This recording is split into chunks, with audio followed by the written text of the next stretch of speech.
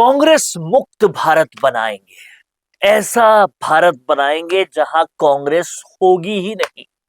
इसी मंशा के साथ लगातार कई सालों से इस देश में काम किया जा रहा था। लेकिन फिर क्या हुआ? बार बार लगातार कांग्रेस पे तोहमत लगाई गई कि कांग्रेस अपनी हार से सीख ही नहीं रही। पर अब राहुल गांधी ने जो रास्ता पकड़ा है, जो दिशा देखी है, वो दिशा कहीं ना कहीं हर किसी को परेशान कर रही है। क्योंकि इस दिशा से कांग्रेस न सिर्फ आगे बढ़ेगी, बल्कि बहुत सारे दलों की सच्चाइयां सामने आ जाएगी। कहीं ना कहीं कांग्रेस ने अब ठान लिया है कि जो जो फोर्सेस कांग्रेस को पीछे कर रही थी उन्हें तो खत्म करेंगे ही, लेकिन उसके साथ साथ अब मुद्दे भी ऐसे उठाएंगे जो कहीं ना कहीं कांग्रेस की पूरी छवि परिवर्तन करने के साथ साथ जो विकास के नाम पर एक धोखा दिखाया जा रहा था, उसका भी पर्दाफाश होगा। और अब राहुल गांधी सीधा सीधा टारगेट कर रहे हैं फर्स्ट टाइम वोटर्स को। वो फर्स्ट टाइम वोटर्स जो 2029 में 28 में पहली बार वोट करेंगे।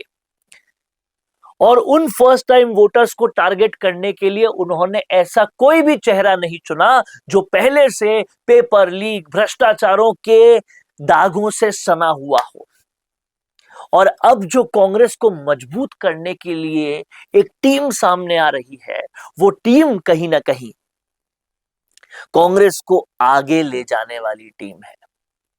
आप इस बात को समझिए, देखिए, और उससे आपको समझ में आएगा कि राहुल गांधी अब विनोद झाकड़, सचिन पायलट जैसे योद्धाओं को आगे ला रहे हैं और उनके समक्ष, उनके साथ काम कर रहे हैं।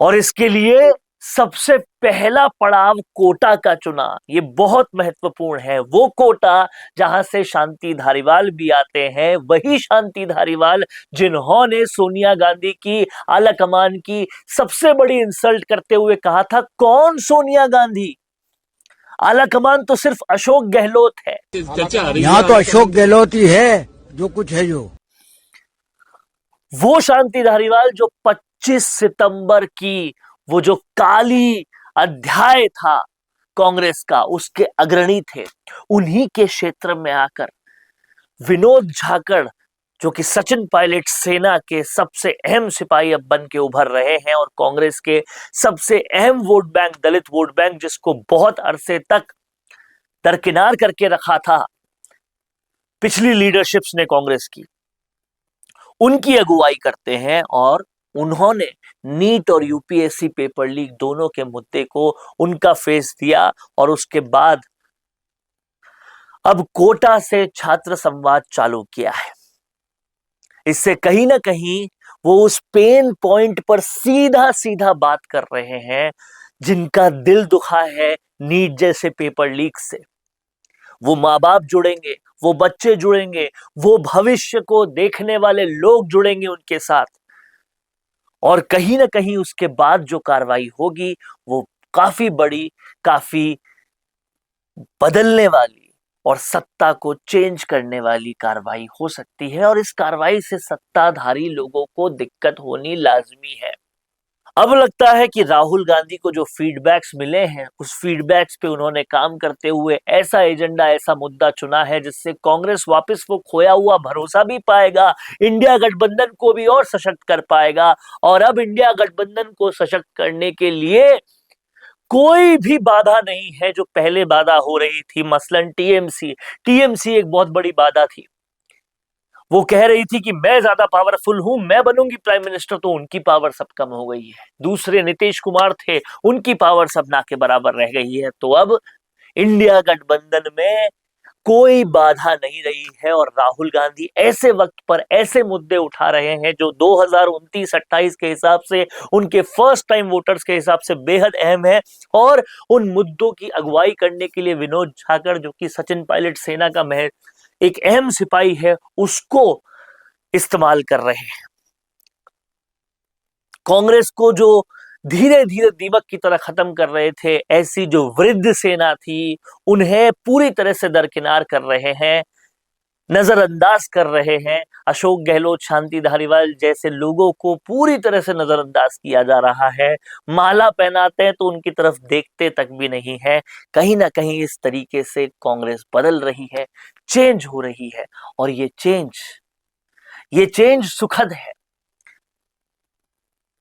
आने वाले दिनों के लिए ये चेंज कहीं ना कहीं कांग्रेस को तो सशक्त करेगा ही, भारतीय डेमोक्रेसी में भी और पावर लाने वाला है। क्योंकि जो कुछ भी चीजें गलत हो रही है, उस गलत की आवाज अगर कांग्रेस बनती है, तो आप याद कीजिए पिछले लोकसभा चुनाव में कांग्रेस ने काफी अच्छी टक्कर दे दी थी एनडीए को।